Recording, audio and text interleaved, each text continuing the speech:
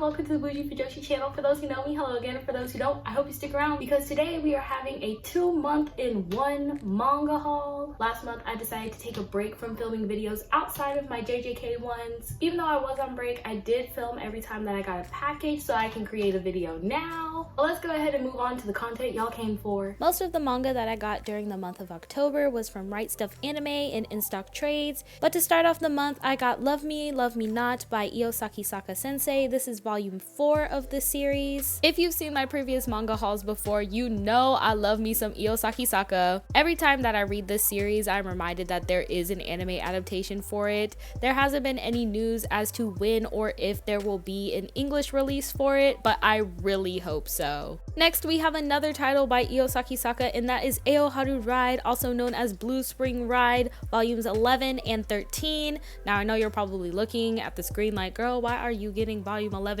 now? To make a long story short, it was sent to the wrong address the first time, then I had to reorder it, but at least it's here now and that's all that matters. Volume 13, however, is the final volume in the Blue Spring Ride series. I am so glad to have been able to collect all 13 of these, and one of these days I'll definitely have to get on here and talk more extensively about it, both the manga and the anime, because I love it all. Welcome to the Ballroom by Tomo Takeuchi Sensei is back. I am beyond excited to see the story continue since the anime adaptation did cover more than what the manga had at the time. Even though I know this is very wishful thinking, I really hope that the anime will also come back once there is more story to work off of. Next up, we have Slam Dunk by Takehiko Inoue Sensei. This was a part of my in-stock trades unboxing video, and I am so glad that I got it from where the anime adaptation left off. Since then, I have read all 3 volumes and I really want to keep going with this series.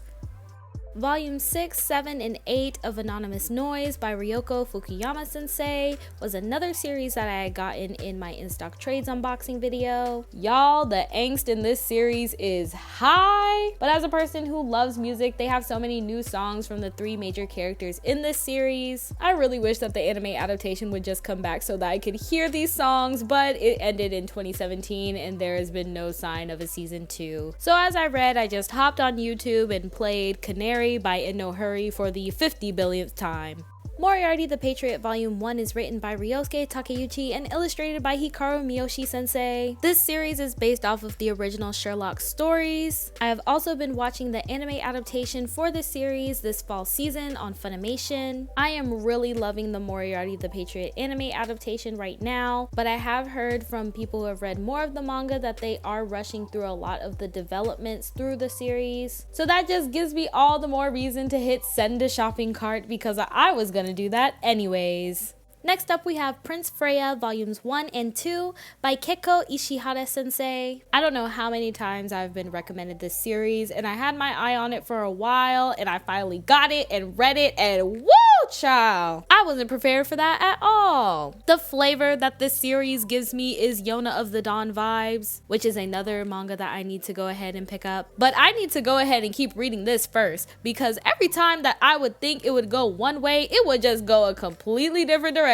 But we love to see it regardless. Wotakoi Love is Hard for Otaku Volume 4 by Fujita Sensei. The English print is a 2-in-1, so this includes Volume 7 and 8 in the series. For me, Wotakoi is definitely one of my top shelf, top tier, creme de la creme, the utmost flavor josei series out of everything that I have read so far. The couple development that I have been waiting to see in this series is between Nao-chan and Kokun, and in this volume we finally get to see a little bit of something. Even though they've come a long way, they still got a long way to go. But that's okay because I love a slow burn. Next up, we have Tsubasa Yamaguchi Sensei's Blue Period Volume 1. Ever since Kodansha Comics made their announcement that this would be licensed in English, I immediately put in my pre-order. I had seen a couple people talking about it on my feed for a while, and when I read the first volume, I immediately fell in love with it and pre-ordered the second one. This is a series that I could definitely see animated as well, and I'm looking forward to the next volumes. Another series that I picked up in October was The Witch and the Beast Volume 1 by Kosuke Satake Sensei. I really enjoyed the art in this series and also found the story very interesting. I don't know what it was, but even though I did find it interesting, it didn't really stick with me as a series, and that's just my personal preference. I would still say go ahead and try it if you are thinking about picking up The Witch and the Beast because it was still a great first volume. And since we're on the topic of Beast, I picked up Haru Itagaki Sensei's Beastars Volume 8. The anime adaptation will be coming back for season 2 in the winter anime season. Beastars' plot just keeps thickening and thickening with every volume, and I can't wait to see how they animate this. Sweat and Soap Volume 4 by Kintetsu Yamada Sensei. I have been riding with this series ever since the summer, and y'all know how much I love Sweat and Soap. They were sweating this time, child. Now it's time to move on to some series for our more mature readers. Listen up, class. Jealousy Volume 1 by Scarlet Beriko Sensei. This is flavor. I'm talking an on-the-dot type of statement. Jealousy is actually a prequel story to the one-shot 4th Generation Head. Personal opinion, I don't think that you need to read 4th Generation Head in order to understand what is happening in Jealousy. However, I will say make sure that you look into the trigger warnings before starting any of these series. Next up, we have An Incurable Case of Love Volume 5 by Maki and Joji Sensei. I absolutely love this Josei series. Seeing the main two characters grow closer and closer to each other has just been so heartwarming, and things are definitely heating up between these two, alright? Volume 2 of Oku The Inner Chambers by Fumi Yoshinaga Sensei was another series that I purchased during my in-stock trades haul. I had heard that the series is starting to come to an end and entering its final volume, so I definitely have a long ways to go, but I really enjoy this story.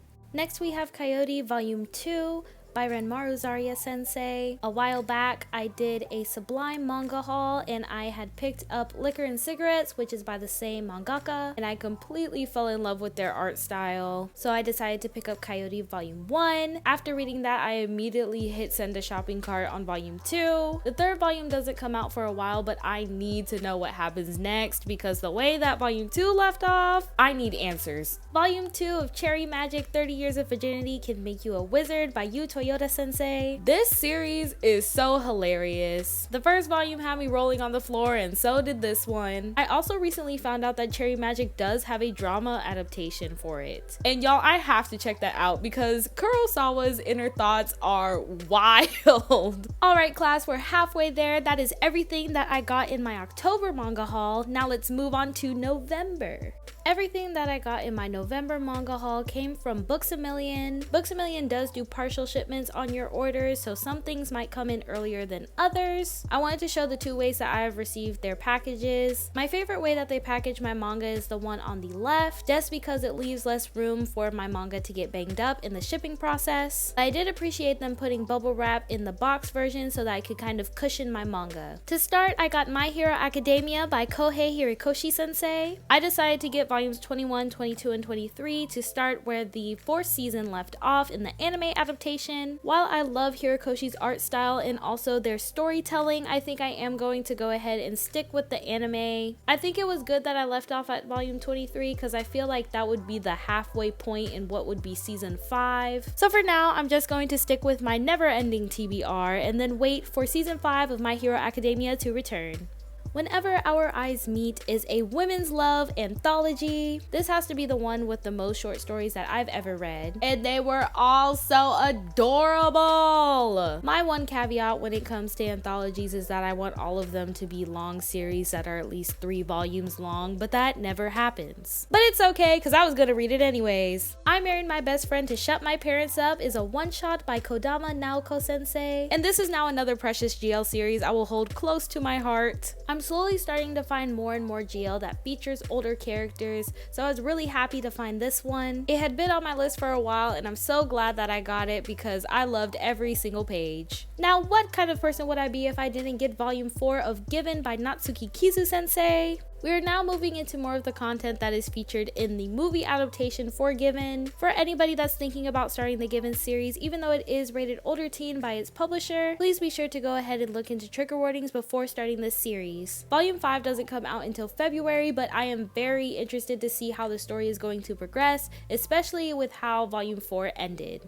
And yes, class, we are back at it again with Beastars Volume 9 by Paru Itagaki Sensei. This one has my king, Pina, on the cover. I cannot wait to see Pina animated, and he's also being voiced by one of my favorite voice actors, Yuki Kaji. A preview trailer for season 2 came out not too long ago, and I was actually able to hear Yuki Kaji's voice on top of Pina's character. He is just doing the doggone thing. Next up, we have Volume 1 of Monster and the Beast by Renji Sensei. This story was way cuter than I thought it was going to be. Liam is hilarious, and Kavo is just adorable. And don't come for me about this whole beast thing because the stories are good, alright?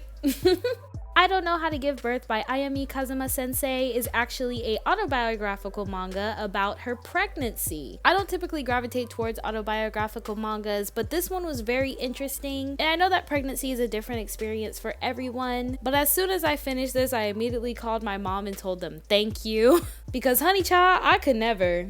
Next, I got volumes 1 through 8 of Hitorijime My Hero by Memoko Adi Sensei. It's honestly been so long since I've seen the anime adaptation for this series, and at the time I was really in a manga reading mood, so I decided to go ahead and pick up the manga instead of rewatching the anime. So I'm really glad that I decided to give the manga a try. In November, I actually had to make 2 orders to Books A Million so that I could get all of the volumes in this series so far. All of the couples in this story have definitely had their ups and downs with their relationships, and I can't wait to read volume 9, and that one comes out on January 5th, 2021. For anybody who's thinking about starting this series, Hitorijime does start out as rated older teen by Kodansha Comics, but later it does switch to mature. So just keep that in mind before you start this series. Now it's time to move on to some series for our more mature readers. I also picked up volumes 7, 8, and 9 of Dorohedoro by Kyo Hayashida Sensei. I really enjoyed watching the anime adaptation for this series on Netflix. I think that MAPPA Studios did a really great job with translating the art style from the manga to the anime adaptation as well. And overall, I really enjoyed Sensei's art style in this series. MAPPA definitely has their hands full right now, so I don't know if there's a season 2 in the works or not, but I really hope that there is, so that I can see my queens Nikaido and Noi again on the big screen. After reading Jealousy 1 in October, I had to get volume 2 of Jealousy as well by Scarlet Bariko Sensei. They're definitely turning into one of my favorite mangaka. Seeing the background story of Yuichi's character is really interesting because when you read 4th Generation Head and you see his character, I would have not expected him to be like this at all. Next, we have The Birds of Shangri-La Volume 1 by Renmaru Zarya Sensei. I didn't know what to expect, but I didn't expect this. This first volume alone is wild. Once again, I am just blown away by Renmaru Zarya's art. I need Volume 2 to hurry up and get here because the way that Volume 1 ended, I need to know what happens next, alright? I Love You So Much I Hate You by Yumi Sensei was another GL that I picked up this month. And listen, women, suits, sign me up. I've said this many times before, but I just really enjoy stories that feature older characters. So when I saw this one shot, I knew I had to pick it up. And the last title that I got in my November manga haul was Mofu Mofu Sensei's There Are Things I Can't Tell You. Every time I wanted to get this manga, it was always out of stock. So when I saw that it was a part of the sale for Books A Million, I hit send to shopping cart. And now, class, we are going to reorganize my shelf in 10 seconds.